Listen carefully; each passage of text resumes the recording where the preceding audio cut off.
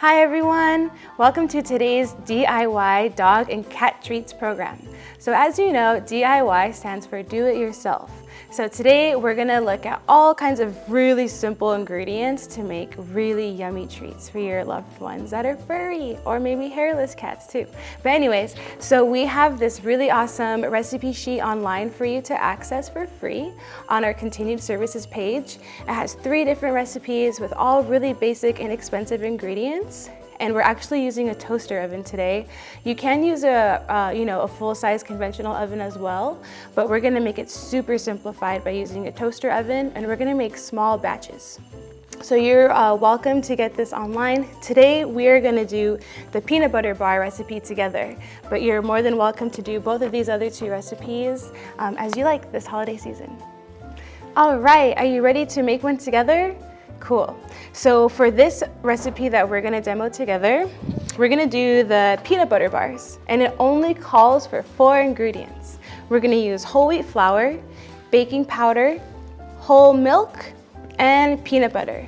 But a very special note about peanut butter, whenever you're cooking anything for your animals with peanut butter, you really want to avoid the ingredient xylitol. It's really not good for their digestive system, and it can make your animals very sick.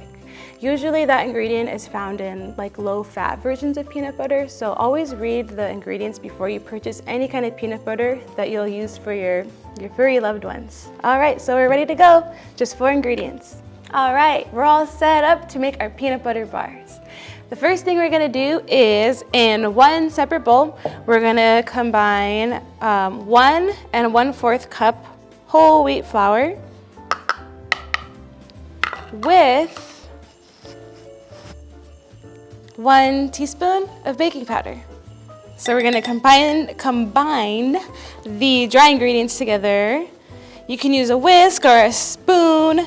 I honestly use a plastic fork from takeout because I try to reuse stuff. And I just keep it separate for when I make treats for my animals. Okay, so that's combined. So we'll just set that aside. And next, we're gonna combine the milk and the peanut butter.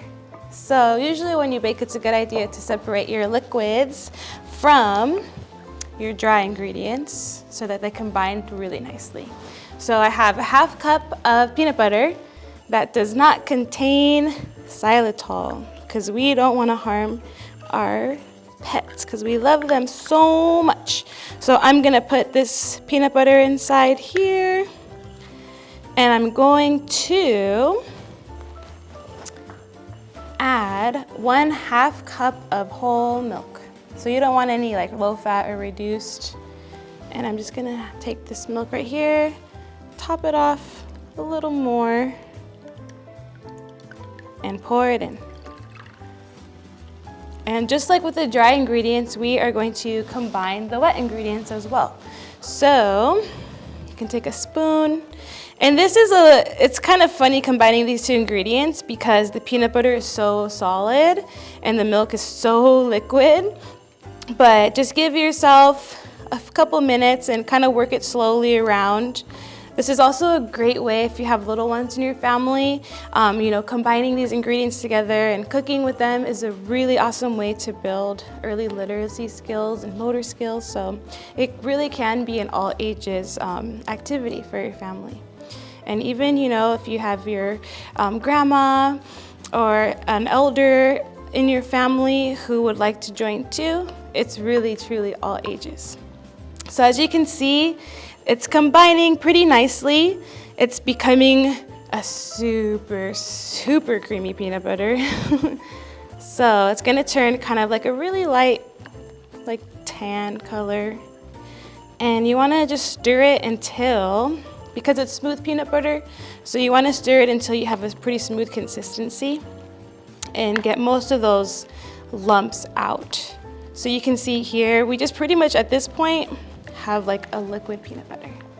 All right, so we're ready to combine our dry and wet ingredients.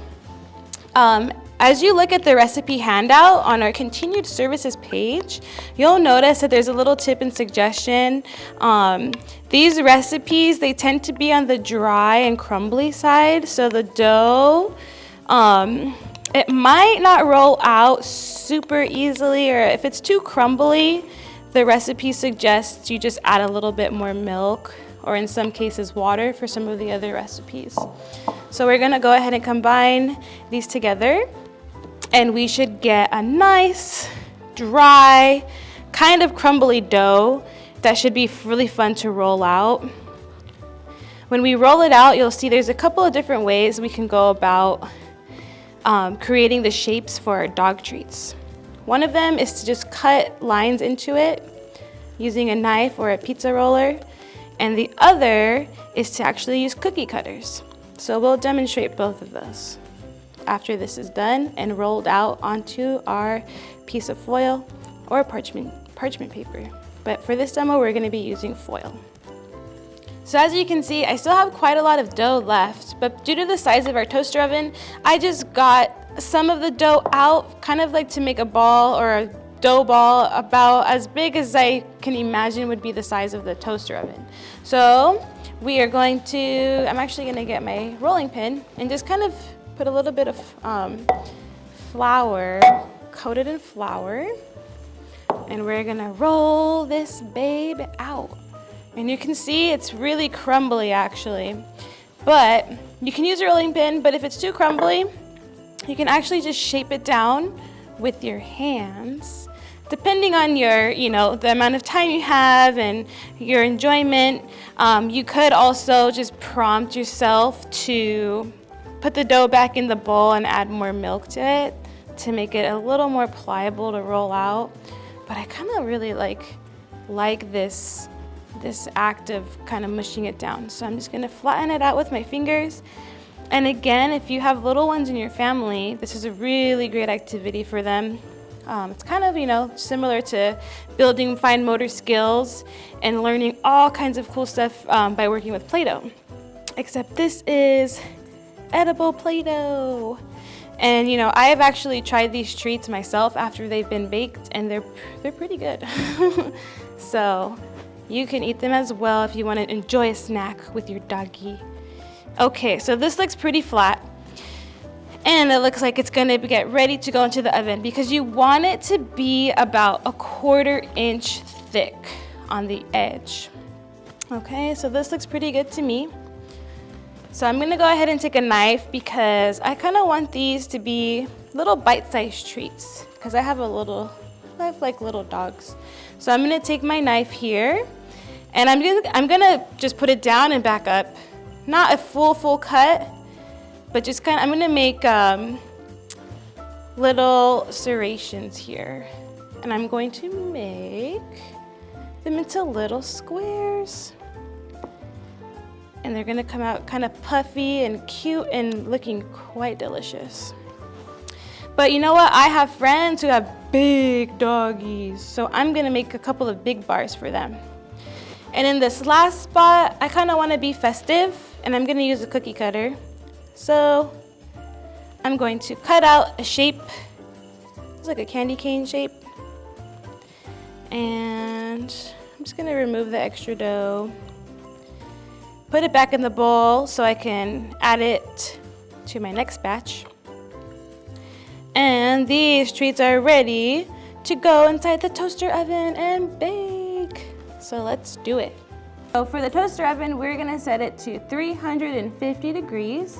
If you are using a full-size conventional oven at home, you just wanna add 25 degrees Fahrenheit to the 350. So set your oven to 375 if you're using a full-size oven. All right. Okay, so I'm gonna open up the toaster oven, and I'm gonna go ahead and place my doggy treats in my toaster oven and push it closed. And now it's time to set our timer. So these, you're gonna want them to bake for 25 to, let me put it on bake, so make sure it's on the bake setting. And you want these to cook for 25 to 30 minutes. So I'm gonna put it right in between the 30 and 20 because that way it'll give me a chance to check in on these before the maximum time has passed and prevent them from burning. All right, so we'll check in a little bit and see how these came out. So while these bake, I'm gonna show you what they look like when they're done and how you can wrap them up for some gifts after. So on this side, we actually have the cat treats. And the cat treats, it's really simple. It's just tuna, vegetable oil, water, flour. And the cool thing, so remember when I put the knife through the dough, but I didn't separate them? They end up coming out like this. And then you can actually break them apart. And that's how it turns into the little bite-sized morsel of a cat treat. And over here, the same thing, you can see how different sizes of your dog treats for different size doggy mouths. Really small versus really big. And to wrap them, you know, you can buy anything you'd like really to wrap these treats in. But personally, I like to try and repurpose items as much as possible. So right here we have a Smuckers jam jar, and it's full of the peanut butter bars and the basic dog treats. So these are the basic dog treats, and really all that's in these is low sodium chicken or beef broth, 1 egg, and whole wheat flour. Like, that's it. And that's included on the recipe sheet on the continued services page. So here's some examples, and here's the kitty treats in an old pesto jar that's ready to gift off to friends and family for this season. All right, so now you have your treats all wrapped up, ready to go. Just make sure they're in an airtight container, either a jar or some kind of plastic lid that's airtight, and these should last you 2 weeks. You can also keep them in your refrigerator, last longer, and you can also freeze these so they can last even longer. So thank you so much for joining us today. Today we learned how easy it is to make 3 variations of treats for your cats and your dogs. And don't forget that here at the Anaheim Public Library, we have so many books that will show you how to feed your reptile, because I know there's so many more animals that we have at home. So if you want to do more exploration, be sure to browse our catalog and get books on hold, curbside. You can also come in and check them out safely. So yeah, we have all kinds of books for DIY projects with your pets that you can do this holiday season and all through next year. Thank you so much for joining us, and be sure to tune in to all the awesome programs we have coming up for you. Bye!